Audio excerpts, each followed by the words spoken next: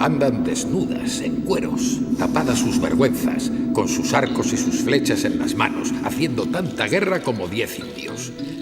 Me dieron un flechazo por un ojo que pasó la flecha a la otra parte, de la cual herida lo he perdido, y no estoy sin fatiga y falta de dolor. Así relata en su diario Fray Gaspar de Carvajal el encuentro que Orellana y sus hombres, entre los que estaba él como cronista, tuvieron con las valientes amazonas el día 24 de junio de 1542. Ellas dieron nombre a un río y majestad a una tierra femenina y valerosa, la Amazonia. Algunas de sus legendarias fragancias ungieron y perfumaron a mujeres de leyenda. Esa es parte de este cuento de ambición y naturaleza deseada que hoy vamos a contarles. La selva madre ha sido y es traicionada por sus hijos.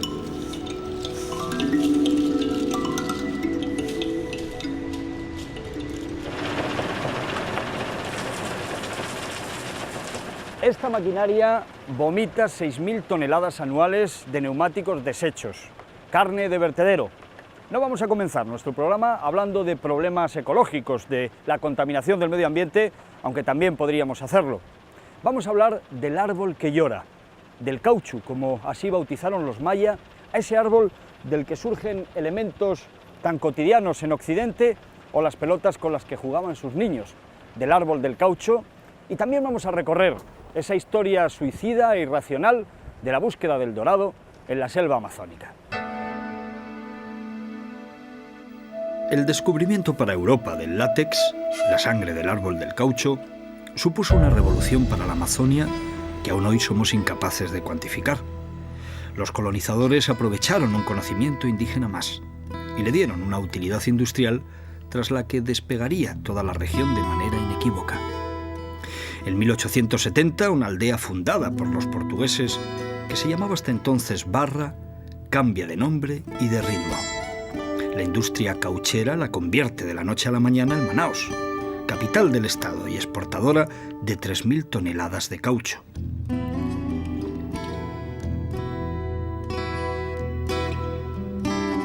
En 1900, la metamorfosis es ya total y de su puerto salen más de 20.000 toneladas gracias a la técnica del ahumado. El mundo entero gira a principios de siglo recauchutado con látex amazónico. Europa crece a la sombra de un árbol sagrado y sangrado. En 1910, Manaos es ya por entonces considerada el París del trópico, una esmeralda en el corazón de la selva, el centro del mundo en el lugar más alejado, en mitad de la jungla. Aún así, Manaos contaba con su propia compañía de tranvías eléctricos, 10 colegios privados, 25 escuelas públicas y la biblioteca mejor dotada de toda Latinoamérica. No podía, llegada a este punto, faltarle a esta ciudad la ópera, y Eduardo Ribeiro, gobernador de la época, hizo construir uno de los más fastuosos templos del bel canto. Inaugurado en 1896, después de 17 años de obras, este edificio, que costó por entonces $3 millones, se convirtió en el símbolo de una ciudad boyante.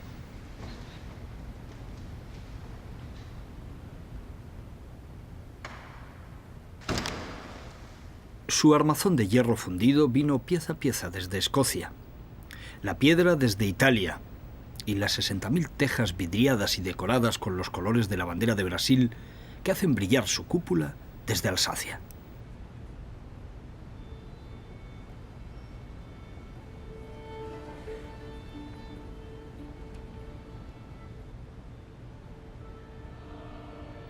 Hoy, este teatro sigue siendo un capricho artístico en mitad de un gran capricho natural.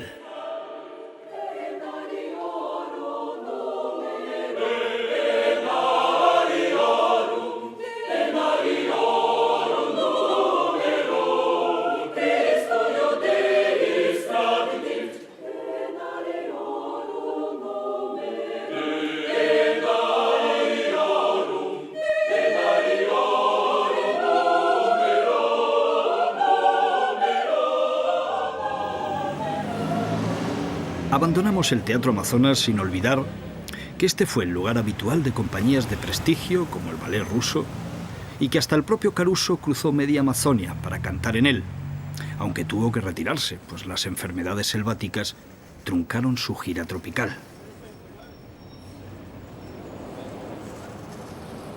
Por entonces, en 1915, Manaos alcanza la cima de la producción de látex. 80 millones de árboles del caucho son explotados a lo largo de 3 millones de kilómetros cuadrados de selva. Pero 30 años antes, unas semillas robadas por los ingleses son plantadas en Asia.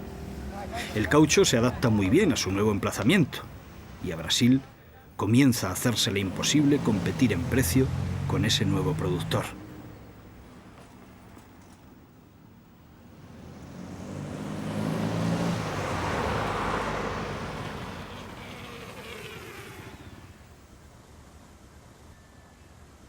En la ciudad de Fausto, el decorado se derrumba.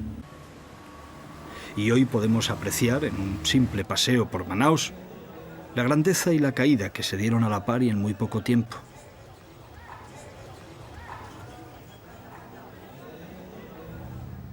La fisonomía de una ciudad que lo fue todo gracias a la industria del caucho y que lo perdió todo cuando éste se agotó.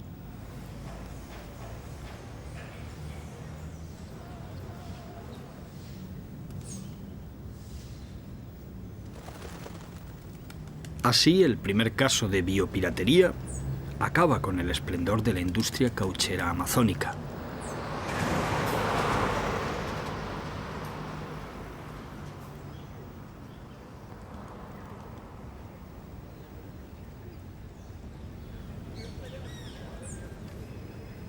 Hoy, el gran negocio de la borracha queda reducido a unos cuantos talleres de reparación de neumáticos. El propio gobernador y padre de la gran urbe, Eduardo Ribeiro, se suicidó al no poder asimilar tanto retroceso.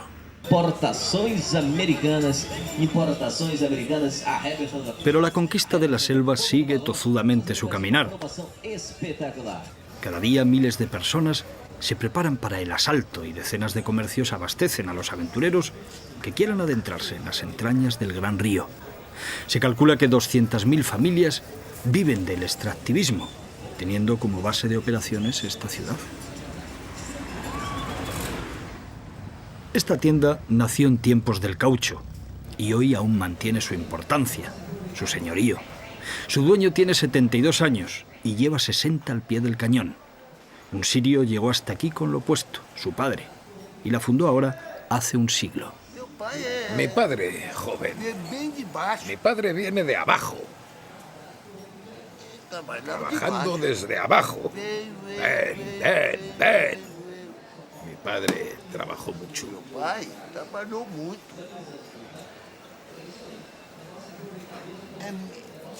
Manaos entonces tenía menos casas.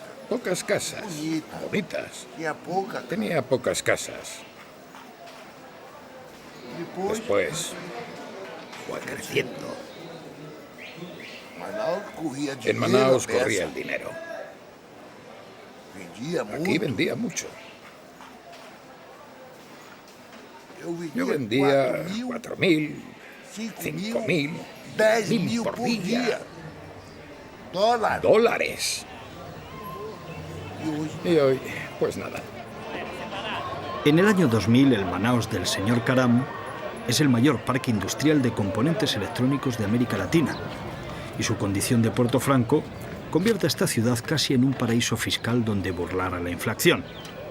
Más de la mitad de los televisores fabricados en Brasil se hacen aquí y sus precios son 3 veces más baratos que en el resto del país.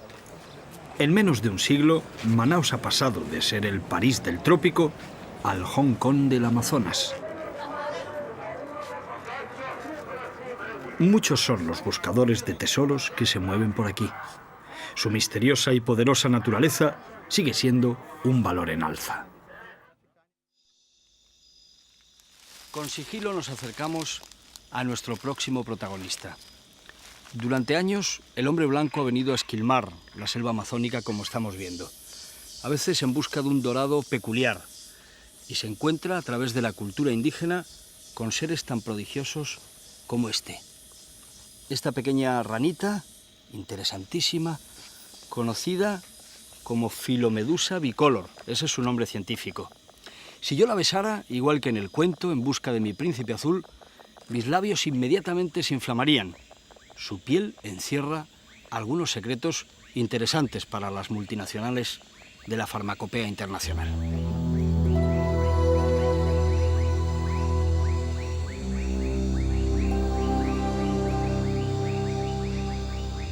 Con seguridad, si besamos a esta perereca amazónica, comenzaremos pronto a tener visiones, y no nos será difícil ver convertidos en príncipes y princesas psicodélicos a cualquiera que se nos ponga a tiro.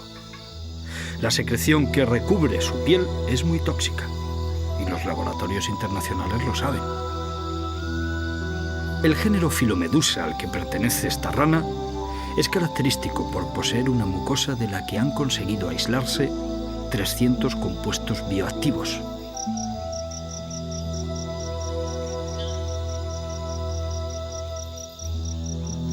El veneno de la piel de este animal es 27 veces más potente que la morfina.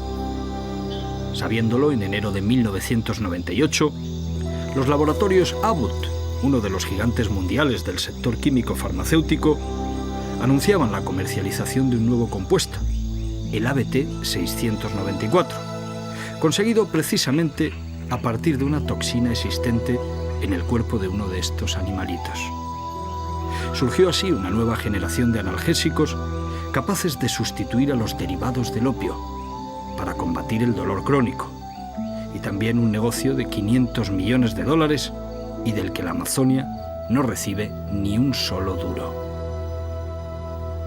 Así como la Philomedusa bicolor y como todos los otros sapos y ranas, ese es el bufo marinus, aquí de Amazonía también, y el género ocurre en todo el mundo, ¿no? Y él ha sido introducido en Australia, y él también, como las otras ranas y sapos, tienen glándulas en la piel con veneno, ¿no? Con sustancias químicas venenosas. Y en Australia los jóvenes han empezado a usarlo como alucinógeno, ¿eh? Aquí hay glándulas, las parótidas, que tienen veneno, y muchas veces, y así como otras glándulas, pero aquí se concentran. Y los tipos a veces agarran esos sapos y pasan la lengua, ¿eh? Entonces esa sustancia, si es ingerida en pequeñas dosis, es alucinógena, pero es muy peligrosa porque a veces si se traga mucho se puede morir. Así como los perros, muchas veces perros agarran los sapos y se tragan ese veneno. Alcaloides muy peligrosos y a veces mueren. La batracotoxina que acumulan en su piel estas delicadas ranitas de colores también es considerada una de las más potentes sustancias de origen no proteínico encontradas en la naturaleza hasta el momento. Los dendrobátidos solo buscan con su piel la repulsa de los predadores, pero cada año miles de estas criaturas son capturadas en el Amazonas y llevadas a diferentes laboratorios del mundo. En ellos llegarán a pagar hasta 50.000 pesetas por una sola rana, que habrán comprado en cualquier aldea por solo 150. Recientemente fue fue apresado un ciudadano alemán en el aeropuerto de Sao Paulo que estaba portando 550 ejemplares. Ese, incluso de la fotografía, es uno de los ejemplares que le fueron aprehendidos y tuvimos la oportunidad de poderlos depositar en la universidad.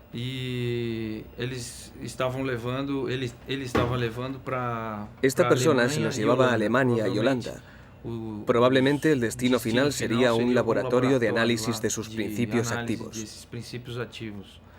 Existen casos también de biopiratería con algunos vegetales, en el caso de algunos principios activos de origen natural. Un laboratorio farmacéutico de gran porte llega a gastar en torno a $300 millones en los procesos de investigación, hasta llegar al producto final que va a parar al mercado.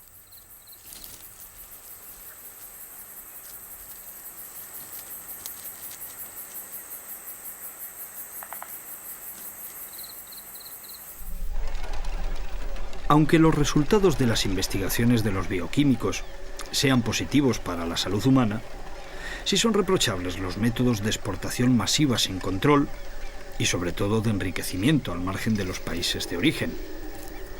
Conviene hacerse algunas preguntas, hasta ahora sin respuesta.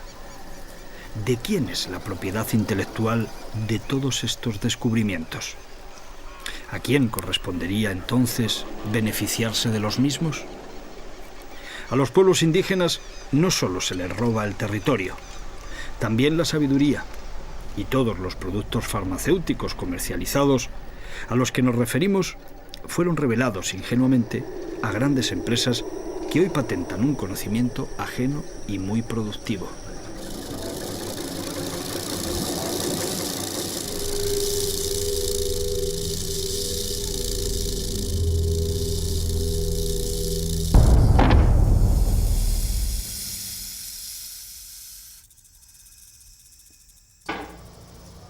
La medicina natural de los indios amazónicos está siendo embotellada y vendida por biopiratas multimillonarios. Por ejemplo, del veneno de esta cascabel se saca una cola biológica, bactericida, antiinflamatoria y cicatrizante que ha supuesto una revolución farmacológica al sustituir a los tradicionales puntos de sutura. Los tucanos, araras y yanomamis son conocedores de las virtudes del veneno de las serpientes desde hace siglos y compartieron su conocimiento con biólogos a sueldo de algunos laboratorios.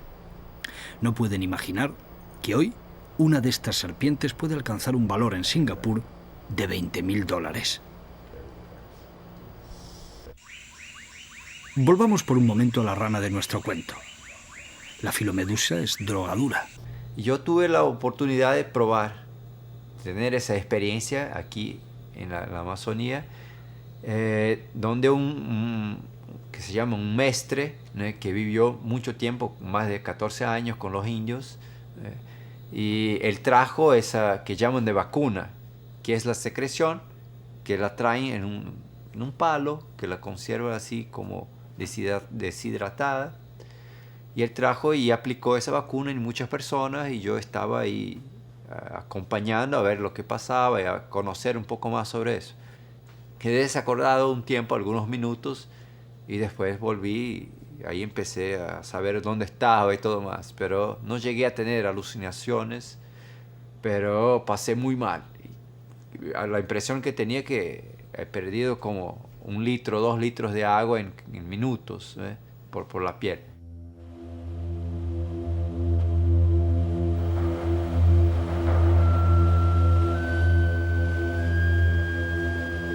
Como a este profesor de zoología, también nos gusta cruzar la afilada frontera que separa la teoría de la praxis y hacer kilómetros, millas de río virgen en busca de la experiencia. Seducidos por la historia de nuestra ranita, quisimos comprobar si, como creíamos desde el principio, las grandes multinacionales de la farmacia se habían aprovechado de los conocimientos de los indígenas amazónicos. Viajamos durante días hasta este tramo del Amazonas, compartido por Brasil, Colombia y Perú. En él viven los indios ticuna, en poblados a orillas del río, donde la evangelización ha dejado su impronta y donde esta etnia, aun con un grado de aculturación máximo, mantiene algunos usos y costumbres tradicionales.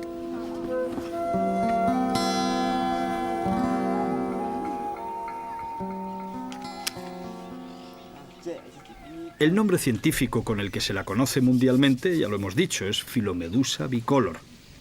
Pero aquí es sustituido por el de toda la vida, Bacoró.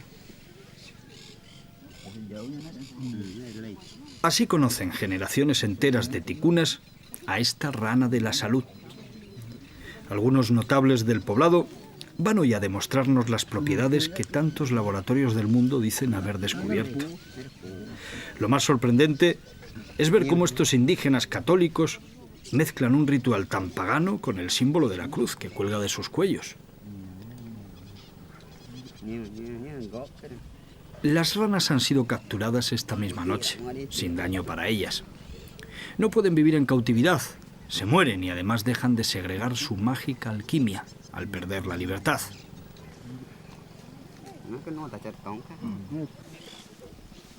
Bajo un árbol con una lamparilla de petróleo, calientan unas pequeñas agujas de madera con las que van a hacerse una pequeña erosión en la piel de la muñeca.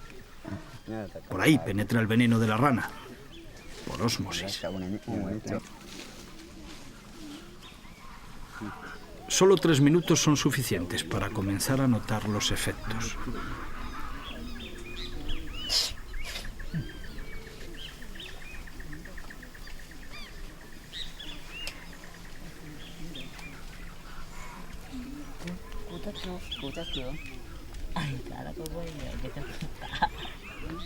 Yatul exprime las glándulas parótidas del animal como si se tratara de un tarro medicinal y va administrando las dosis a sus compañeros de nombre cristiano, pero de piel india, como él.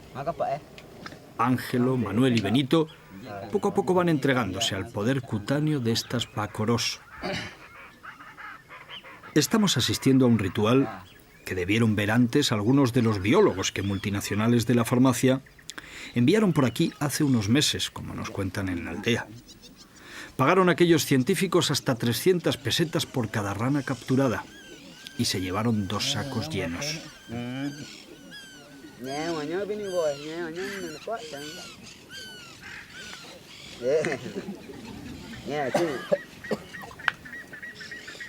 No se trata solo de buscar efectos alucinógenos. Los indios toman rana cuando sienten jaquecas, dolores crónicos o diarreas. El remedio es eficaz y las madres también se lo dan a sus hijos ante ciertas enfermedades. La posología es calculada por los mayores, sabiendo que más de 3 puntos en su muñeca puede llevarles a la muerte. Eso es perereca. Esta rana quita la pereza de uno, la apatía, y te quedas fuerte, alegre, así. Ustedes se han puesto solo un punto, pero ha habido personas que nos han contado que a veces se meten más puntos, más pinchazos. Sí. ¿Podría morir una persona si se pone muchos? Se pone muy Si pones muchos así, mueres seguro, porque el veneno es muy fuerte. Primero sentí dolor de cabeza. Se me iba la cabeza. Después mi estómago comenzó a revolverse hasta que devolví.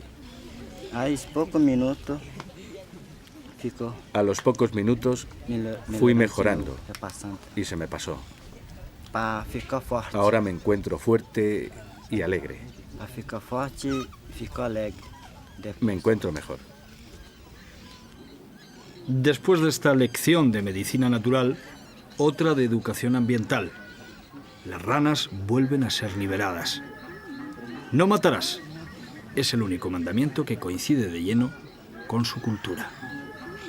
Los indígenas están siendo perseguidos también por compañías de biotecnología en un ataque que se llama biopiratería, en la que personas disfrazadas de ecologistas con camisetas de defensa del medio ambiente, lo que están haciendo es acercándose a los chamanes, a los pajés, a los curacas, a los hombres medicinas de estas 180 culturas, en el caso de Brasil, indígenas, para apropiarse su conocimiento de la misma forma que si en nuestra cultura se patentara la hostia y llegara aquí un señor del Amazonas y patentara algo tan sagrado como puede ser para nosotros la hostia.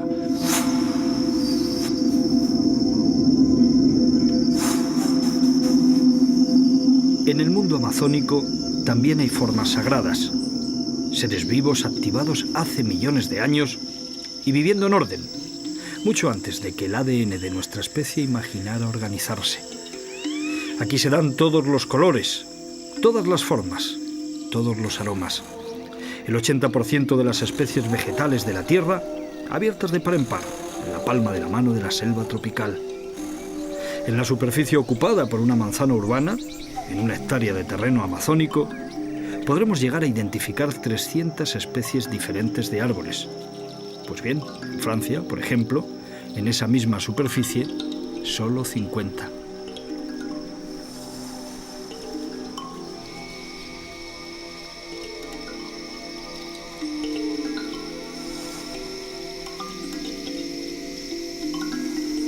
La Amazonia es así, desproporcionada y fascinante, gigantesca, pero delicada. Un árbol de la familia de las papilonáceas, de madera roja como una brasa, dio nombre a Brasil. Hasta ese punto está unida esta república a su vegetación, y hasta ese punto el futuro de la gran nación brasileña debiera ser el mismo para el palo Brasil. Pero ajenos a la historia y a la etimología, los piratas de lo vivo se encuentran aquí a sus anchas, calculando cada palmo de estas selvas como si se tratara de un enorme pastel al que sacarle suculentos beneficios. El reino vegetal al servicio del hombre, alimentando involuntariamente a su propio verdugo. Un imperio económico que no tiene miramientos, solo dividendos.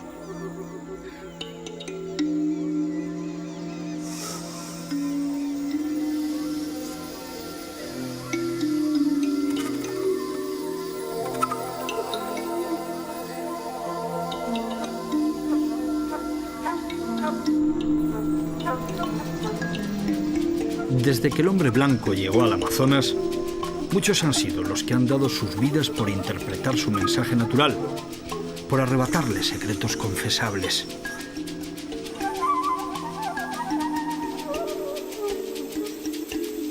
Algunos insignes botánicos murieron aquí clasificando plantas remotas. Sus intenciones casi siempre eran sanas, conocer para conservar, pero a veces sus investigaciones iluminaron el voraz camino de los que solo piensan en hacer grandes negocios. Para ellos, el palo Brasil, el caucho o el cacao solo sirven en las estanterías de un supermercado, bien etiquetados y no como parte de un ecosistema del que dependen sutiles equilibrios indispensables.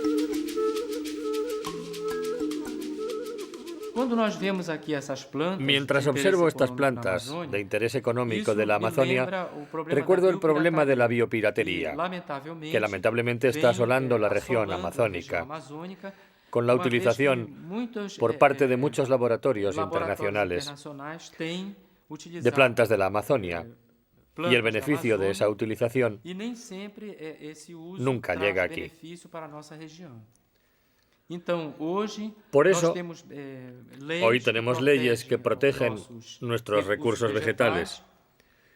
Y ciertamente conseguiremos, con estas normas y mucha vigilancia, hacer una utilización legal y justa de los recursos de la Amazonia. Cuando Adolfo Duque, gran botánico al que debemos el nombre de varias decenas de árboles amazónicos, descubrió este árbol, Marilyn aún no había nacido. El pau rosa cautivó al hombre de ciencia por el maravilloso aroma que desprendía su corteza y le bautizó científicamente como Aníbar rosaeodora. Varias décadas después, Marilyn Monroe confesaría arropar su desnudez todas las noches con unas gotitas de Chanel número 5, seguramente sin saber que su piel estaba siendo regada por esa esencia amazónica.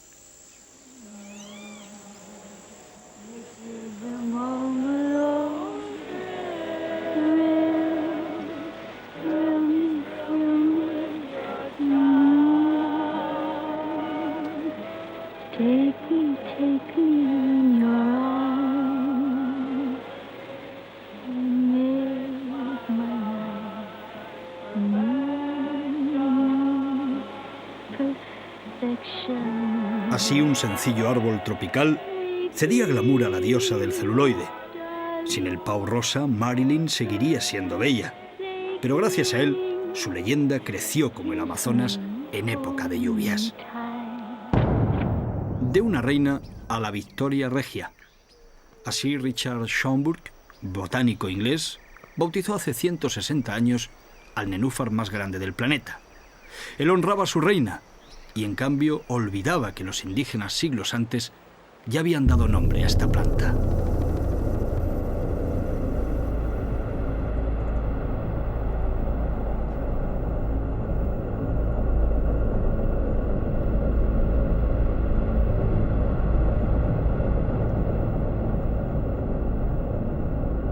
De un tiempo a esta parte, a las plantas amazónicas no solo se las roba el nombre, también el espacio para crecer y para ser. En 1999, la Amazonia perdió 1.700.000 hectáreas, una extensión similar a la ocupada por Navarra y el País Vasco. Ante las llamas, el bosque encantado cede terreno chamuscado a plantas más rentables.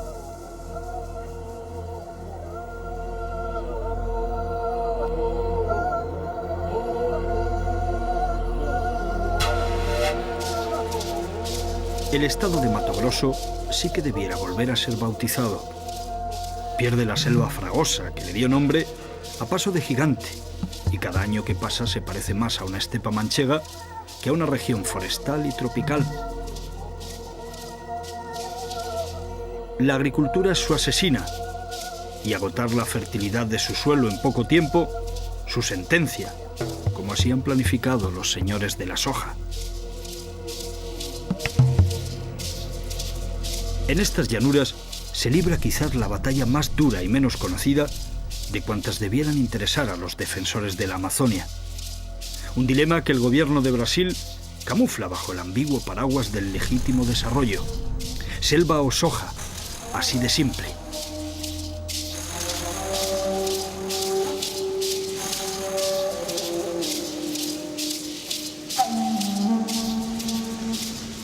Hoy Brasil es la segunda potencia después de Estados Unidos en el cultivo de esta planta, que alimenta a nuestros cerdos y gallinas o alinea nuestras exóticas comidas con su aceite.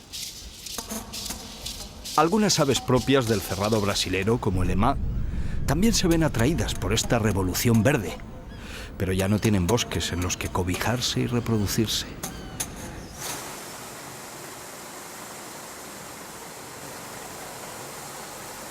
En los años 60 se cultivaban en Brasil 432.000 hectáreas de soja. Hoy, 13 millones.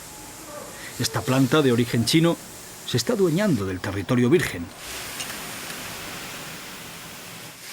Los estados de Amazonas, Rondônia, Acre, Roraima, Maranhão y Tocantins están cambiando su fisonomía en aras de una riqueza agrícola que por el momento no tiene límites territoriales y sí interesados apoyos internacionales. Solo en Mato Grosso y Rondônia, el Banco Mundial ha invertido 469 millones de dólares.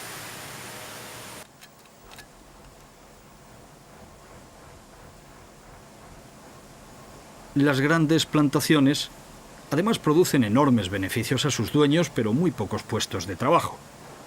Este monocultivo está muy mecanizado y la media de trabajadores es de tan solo 2 por cada hectárea.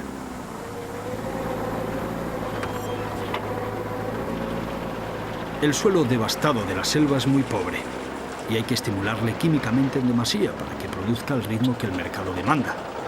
Así, a decir de muchos expertos, no será difícil aplicar dentro de unas décadas el axioma que persigue a nuestra especie: soja para hoy y hambre para mañana.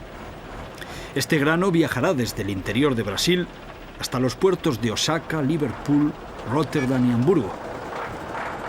De ello se encarga el grupo Maggi, el rey de la soja, la mayor empresa productora de soja del mundo. Este clan familiar de origen italiano compró su primera hacienda en 1979 y hoy controla la agricultura de varios estados, facturando anualmente varios cientos de millones de dólares. Este año han exportado 1.100.000 toneladas de grano de soja y su grupo financiero está compuesto por 13 compañías. Después de duras negociaciones, hemos conseguido entrevistar a uno de los hijos del fundador y darle una oportunidad para que se defienda de las acusaciones ecologistas. Yo aseguro que no podemos abrir la mano. Brasil no puede abandonar sus cerrados, sus llanuras, sus selvas, los lugares en los que tiene posibilidades de alta productividad. ¿Abandonar en nombre de una preservación? ¿Conservación de la naturaleza? ¿Para qué? En Europa, en los Estados Unidos, en los países más desarrollados, ya se hizo de todo. Ya se deforestó. No tienen reservas forestales. Sus ríos no son del todo navegables. Y quieren pisotear el derecho de Brasil, el derecho matogrossense, el derecho de nuestros ciudadanos y usar nuestro potencial natural exclusivamente para ser conservado.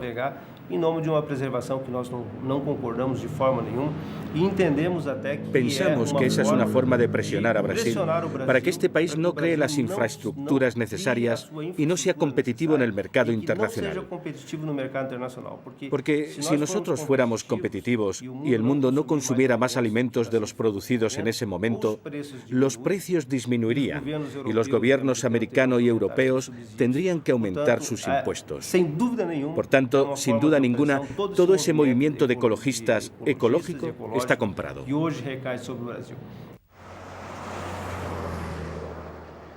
Cuiabá es también la ciudad en la que reside un viejo amigo de los Maggi, su socio inquebrantable, el senador Vicente Buolo, padre de la ferrovía.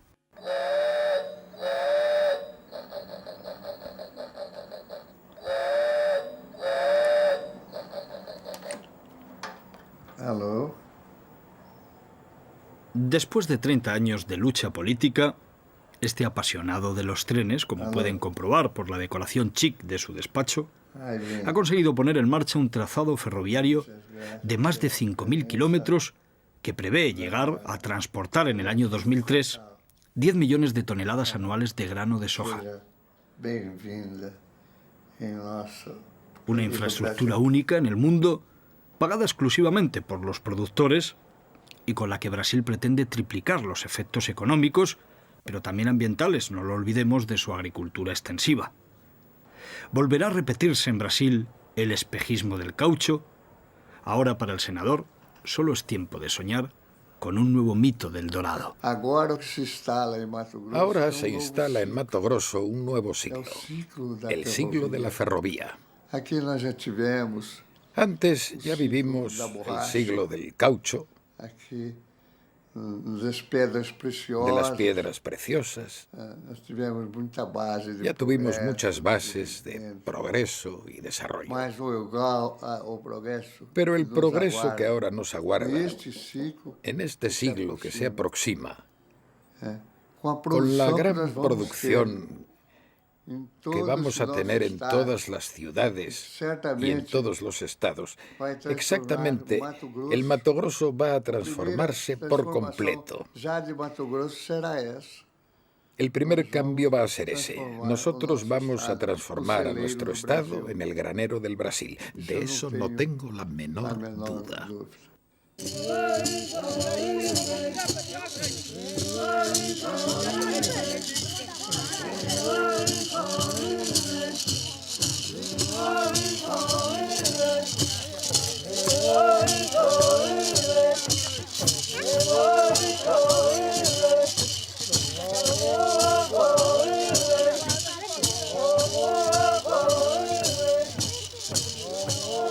Sobre el último palmo de tierra que les queda, los indios Kiowa guaraní lloran a sus muertos. No tienen nada alegre que celebrar, solo rinden homenaje a sus difuntos, lastimeros y humillados.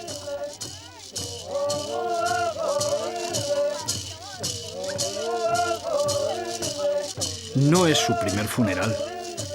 Los brillos del dorado codiciado por el hombre blanco aquí son opacos, como la muerte. Desde esta aldea, la euforia del senador Buolo nos parece sencillamente patética. Estamos en Panambisiño, la tierra del suicidio. Según la Constitución, los Kiowa son brasileños de pleno derecho, pero cuando nuestra Cámara visitó su poblado, 308 personas se habían suicidado en los últimos 13 años ante la imposibilidad de seguir viviendo. Estas son las sepulturas de los 3 últimos indios que hace una semana se quitaron la vida. Para Hélène, de 13 años, Luis, de 16, y Mauricio, de 19, el negocio de la soja fue la maldición que les llevó a la tumba. Tumbas que también están amenazadas por la maquinaria agrícola.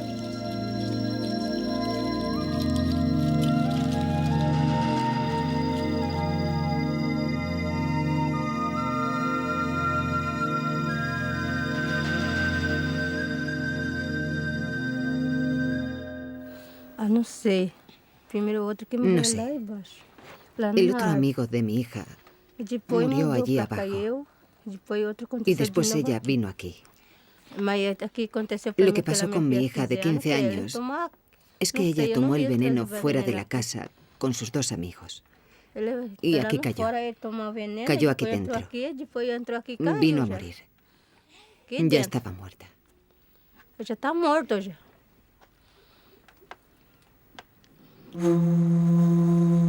A Cleoncia solo le queda esta hijita y un futuro muy negro para criarla.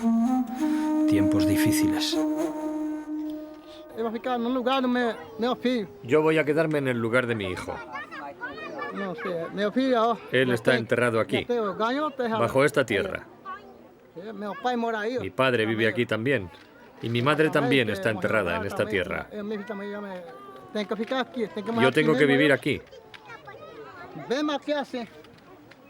Los chiquillos están enterrados así. Aquí está el Mauricio, aquí mi hijo y aquí la chiquita. Hasta tal punto el cultivo de soja interviene en la extinción de este pueblo que el agrotóxico utilizado para combatir las plagas es el que utilizan los indios para envenenarse.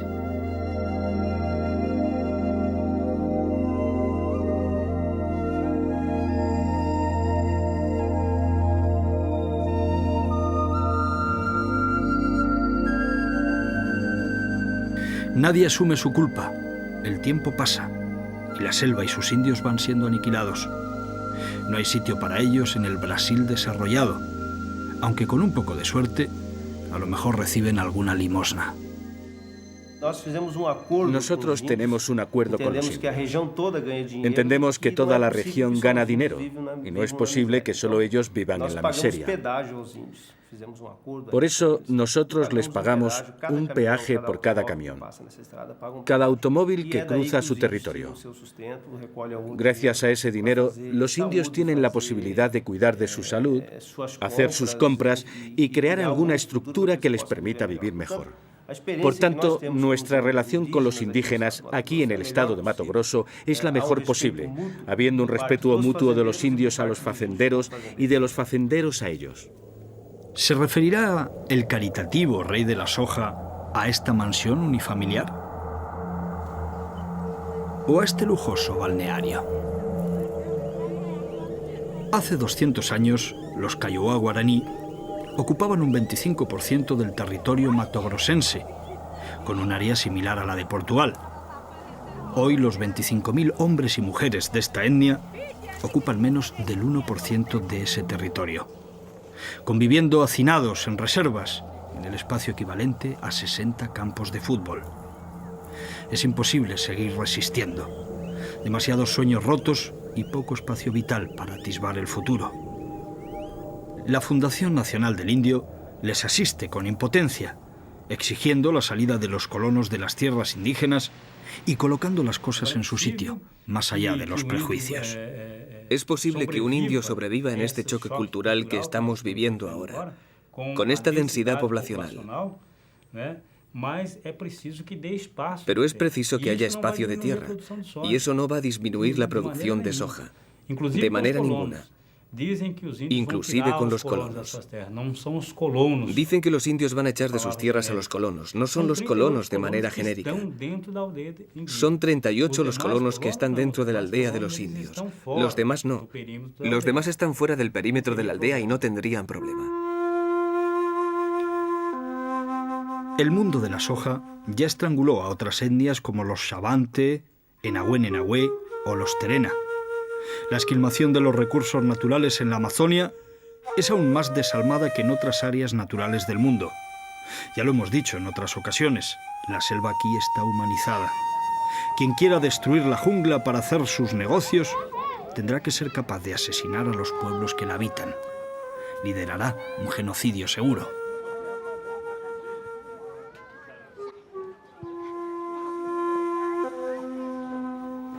Los jóvenes de la aldea de Panambiciño se lo ponen fácil a los colonos y se quitan la vida ellos solos, desubicados y sin expectativas. Las estadísticas son escalofriantes. de edades comprendidas entre 12 y 18 años, han sido 123 los suicidas. De entre 18 y 24, 63. Es decir, el 65% de los suicidios antes de cumplir los 25 años.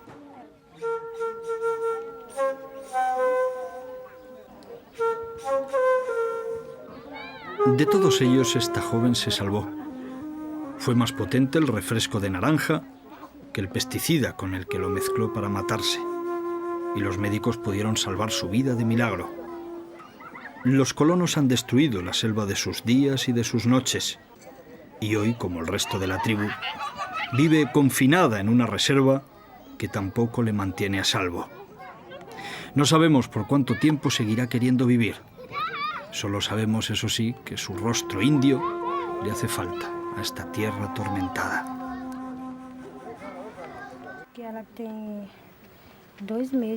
Ella llevaba 2 meses guardando el veneno.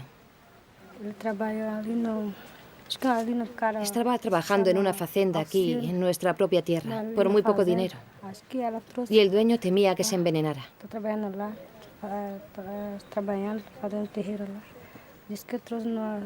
El fazendero tenía escondido el veneno. Pero ella sabía dónde estaba. Lo encontró y dividió un poquito para cada uno. Bebieron y murieron 3. 2 mujeres y otro hombre también murió. Mi amiga siempre me hablaba de la tierra. Me decía, me quiero casar. Pero ¿cómo voy a hacerlo si no tengo dónde hacer una casa nueva? Me decía con ilusión que iba a juntarse con su hombre, pero que no tendrían dónde vivir. Era su obsesión. Decía que vendría a vivir conmigo. Ella siempre hablaba conmigo. Me contaba todo. Siempre me hablaba. No queremos cambiarnos a otro área. Queremos nuestra tierra. Nuestra tierra y no otra. No queremos irnos a otro lugar. Yo ya intenté suicidarme y volveré a hacerlo si esto sigue así. El suicidio es como un grito de socorro.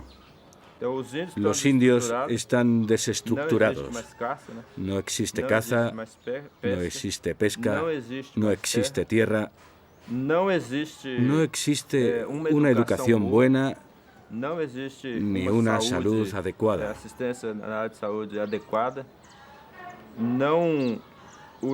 Los indios no tienen plantaciones, ni tienen un sueldo a final de mes. No trabajan, no tienen medios para hacerlo.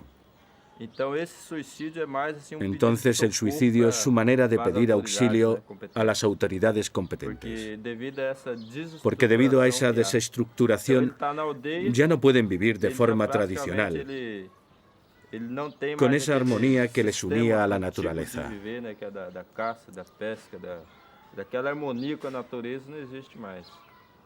Aquello no volverá más, porque los colonos, la propia sociedad blanca, los facenderos, destruyeron prácticamente todos los recursos naturales que existían en las aldeas.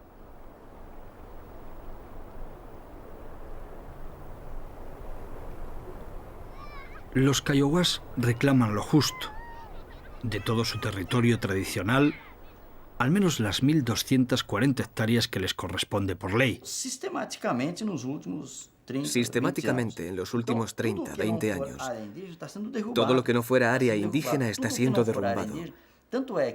Todo lo que no fuera área indígena, esta que es el área de Parisí, muy buena para la agricultura, está completamente sitiada por las empresas agrícolas monoculturistas.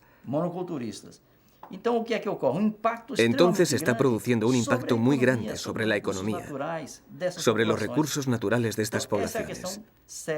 Esta es una cuestión muy seria, porque todo lo que no sea área indígena está siendo completamente invadido y ecológicamente destruido por completo. A 500 años del descubrimiento de Brasil, poco tienen que celebrar estas personas. La miseria también las descubrió a ellas. A las puertas de un nuevo siglo, una actividad que dignifica al hombre, como la agricultura, se convierte en arma envenenada de destrucción. Primero fue el caucho, luego el oro y la madera, y ahora la soja. Argumentos económicos para una devastación sin escrúpulos. Después de visitar esta reserva sitiada, conviene hacer una reflexión.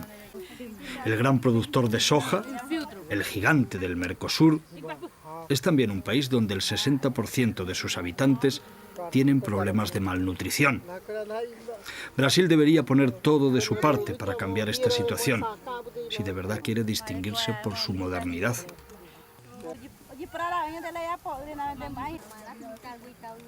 Algunos brasileños, de producirse ese cambio, ya no podrán apreciarlo. Sus vidas se apagaron, decidiendo matarse antes que dejarse matar, como último acto de orgullo indígena.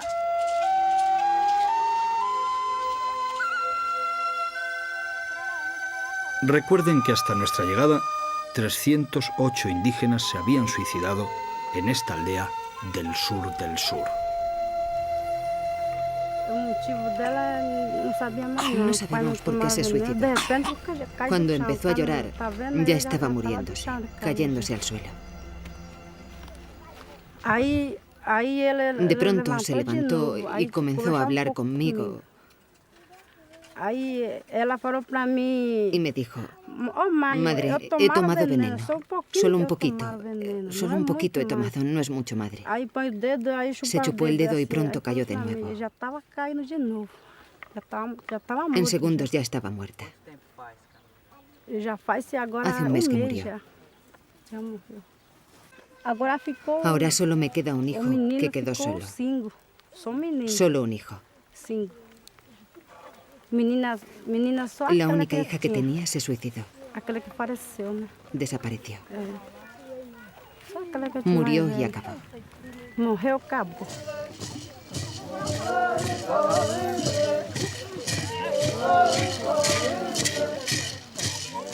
Morir y acabar. Esa es la primera y la última lección de esta materia tan sombría que hemos aprendido hoy. Si nos roban la tierra, ¿qué somos?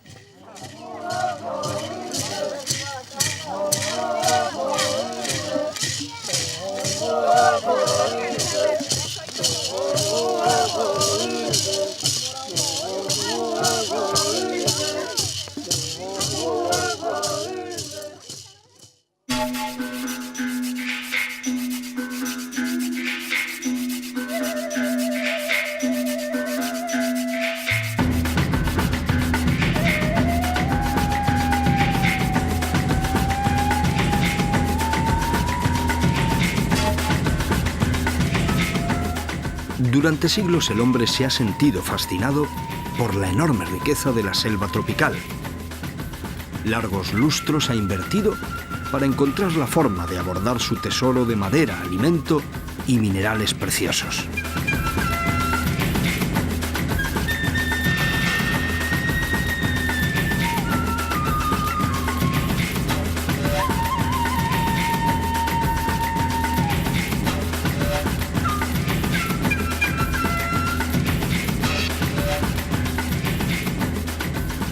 Nuestro próximo capítulo nos mostrará las consecuencias irreversibles de la fiebre del oro en las gentes de la Amazonia.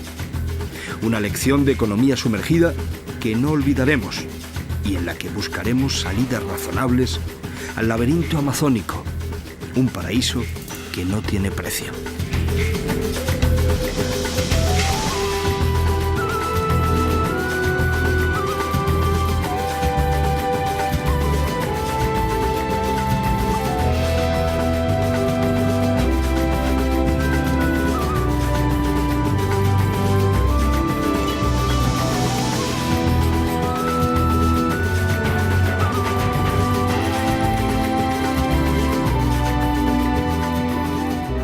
Nos encontraremos aquí, como siempre, en la Amazonia, atentos a su última llamada.